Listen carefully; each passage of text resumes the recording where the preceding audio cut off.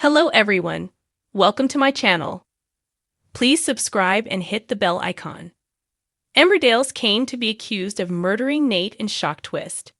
There's a gruesome discovery in Emmerdale next week when the dead body found in the lake is confirmed to be Nate Robinson. Everyone thought the farmhand had done a runner and abandoned his family, but now the missing man's fate is being treated as murder. Will John be revealed as the accidental killer? Or could someone else take the blame for bumping him off? The locals are horrified after a corpse is found in the lake, which had to be dredged following the poisoned water fiasco. After much speculation, the identity of the deceased is eventually revealed as Nate, who everyone thought had moved to Shetland to start a new job last September. Falsely accused of cheating on wife Tracy with ex-lover Moira Dingle, Nate left under a cloud of misunderstanding and was never heard from again. But when the police informed Tracy of his murder, it comes as a huge shock. Quizzed by the cops on her late spouse's last known movements, Tracy recalls how Nate was at odds with Cain. Father and son clashed over Nate's supposed smooch with his old flame, aka Cain's missus.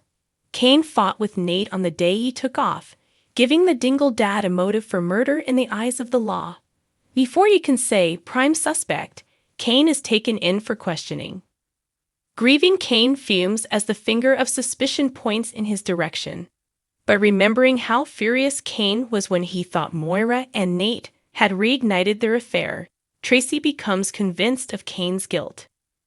When she starts thinking of motives, the only person who had crossed wires with Nate before he left was Cain, points out Amy Walsh, who plays Tracy. They had a big bust-up, and Tracy witnessed Cain really laying into him. It was horrific. Tracy is equally a suspect, as the closest people always are, but she knows it wasn't her, so she thinks it must be Cain. He's actually really supportive and emotional towards Tracy, which is very unlike Cain, adds Amy. Tracy thinks it's not sadness, it's guilt. She just runs with the theory.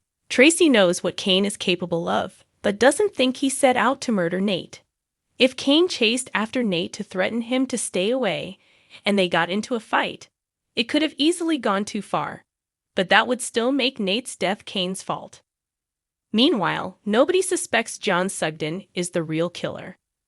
Viewers know from dramatic flashbacks that Nate died from a reaction to medication administered by John, who was attempting to treat the injuries from Cain's attack. Clever John has covered his tracks, which is bad news for Cain as evidence mounts against him. As next week's episodes continue, the case takes an unexpected turn when police reveal there's been a surprise development. What is this latest twist, and will it get Cain off the hook?